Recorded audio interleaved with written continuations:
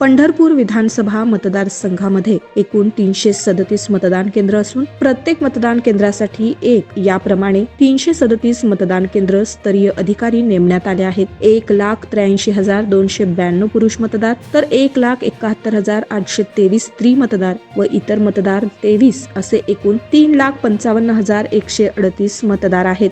तसेच 555 सैनिक मतदार आहेत. निवडणूक प्रक्रिया निर्भयपणे व पारदर्शकपणे पार पडावी म्हणून तक्रार निवारण केंद्र, टपाली मतदान सुविधा, भरारी पथके, स्थिर पथके, व्हिडिओ पाहणी पथके, व्हिडिओ सर्वेक्षण पथक तैनात करण्यात आली. ही माहिती निवडणूक निर्णय अधिकारी तथा प्रांताधिकारी सचिन इथापे यांनी दिली. सोलापूर लोकसभा निवडणुकीच्या अनुषंगानं पंढरपूर विधानसभा मतदारसंघातील निवडणुकीची तयारी या अनुषंगाने आयोजित पत्रकार परिषदेत 6 निवडणूक निर्णय अधिकारी तथा प्रांताधिकारी सचिन इथापे यांनी ही माहिती दिली. आगामी लोकसभा सार्वत्रिक निवडणुकीच्या अनुषंगाने निवडणूक प्रक्रिया सुरळीतपणे पार पाडण्यासाठी क्षेत्रीय अधिकारी 32, भरारी पथक 4, स्थिर पथक 4, व्हिडिओ पाहणी पथक 4, व्हिडिओ सर्वेक्षण पथक 2 तसेच समन्वय अधिकारी म्हणून 40 नोडल अधिकारी यांची नेमणूक करण्यात आली आहे. क्षेत्रीय अधिकारी यांच्या नेमून दिलेल्या गावामध्ये संयुक्त भेटी झालेल्या असून त्याबाबतचे अहवाल कार्यालयास प्राप्त झाले आहेत.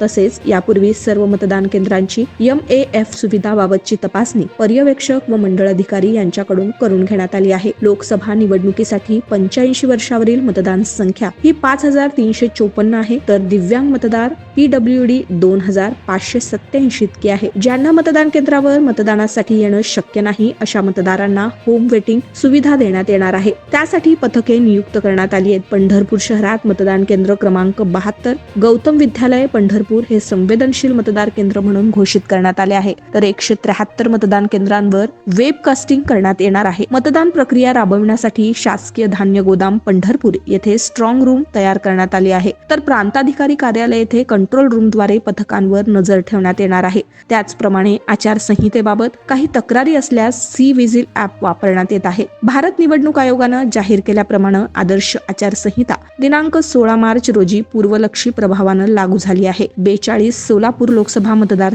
संघासाठी निवडणूक 3ऱ्या टप्प्यात असून या कामी 12 एप्रिल रोजी निवडणुकीची अधिसूचना प्रसिद्ध करण्यात येणार आहे. नामनिर्देशन 19 एप्रिल पर्यंत, मतदानाचा दिनांक 22 रोजी अर्ज माघार घेणे व फायनल करणे, तर 7 मे रोजी मतदान पार पडणार आहे.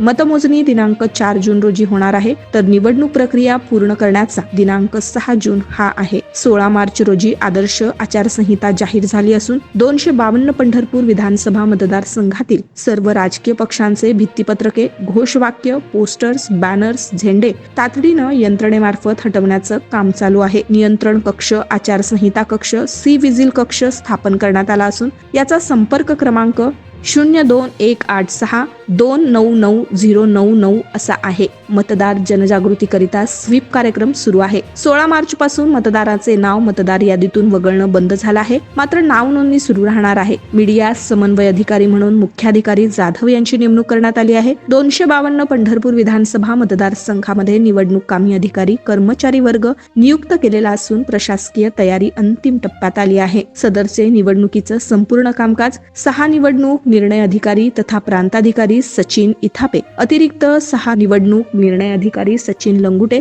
मदन जाधव यांच्या मार्गदर्शनाखाली चालणार आहे, असे निवडणूक निर्णय अधिकारी तथा प्रांताधिकारी सचिन इथापे यांनी सांगितलं आहे.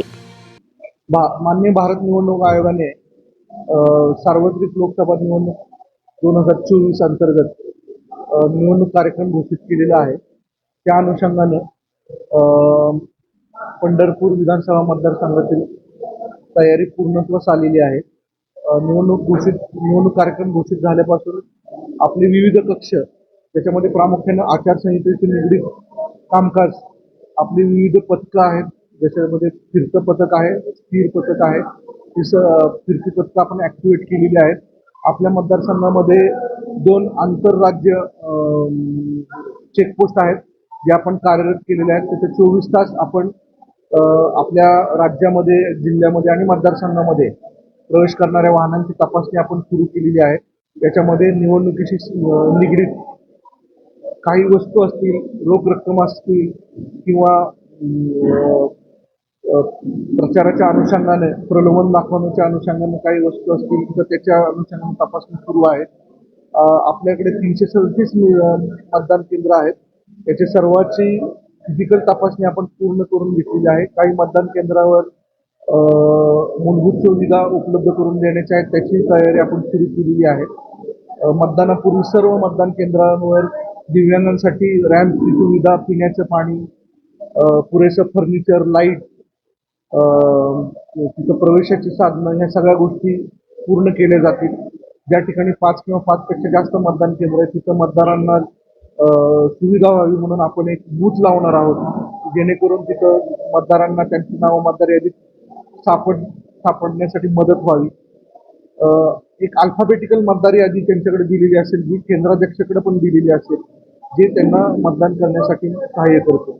याशिवाय दिव्यांग किंवा ज्येष्ठ 85 वरती जे व्यक्ती आहेत त्यांना त्यांच्या इच्छेनुरूप जर टपाली मतपत्रिकेद्वारे मतदान करण्याची सुविधा हवी असेल त्यांचे फॉर्म आपण भरून घेत आहोत.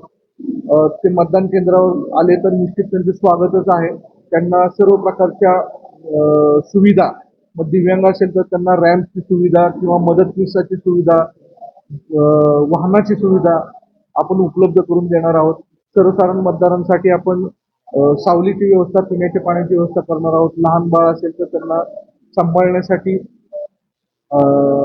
दाईची व्यवस्था केली जाईल. अंगणवाडी सेविका किंवा आरोग्य सेविका यांची याबाबत मदत घेतली जाईल.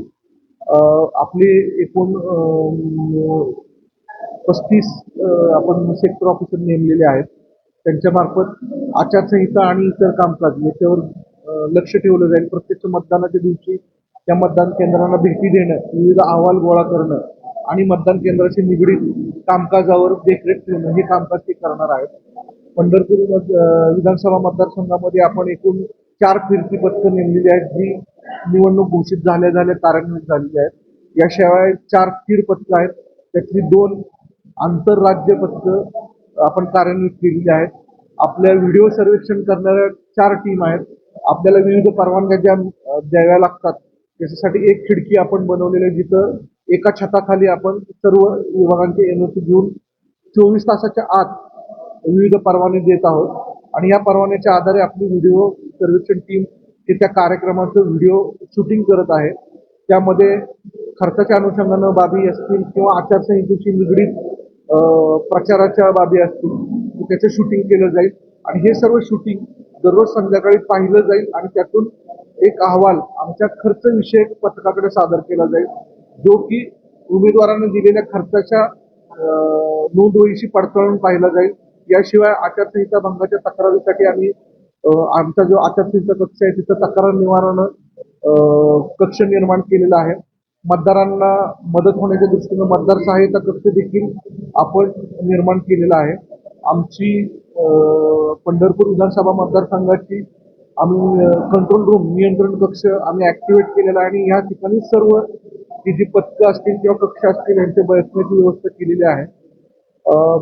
निवडणुकीचा जो प्रत्यक्ष कार्यक्रम आहे तो आपल्या सोलापूर लोकसभा मतदारसंघाची निवडणुकीची अधिसूचना घोषित झाल्यावर म्हणजे नॉमिनेशन भरण्यास सुरुवात झाल्यानंतर प्रत्यक्ष सुरुवात होणार आहे.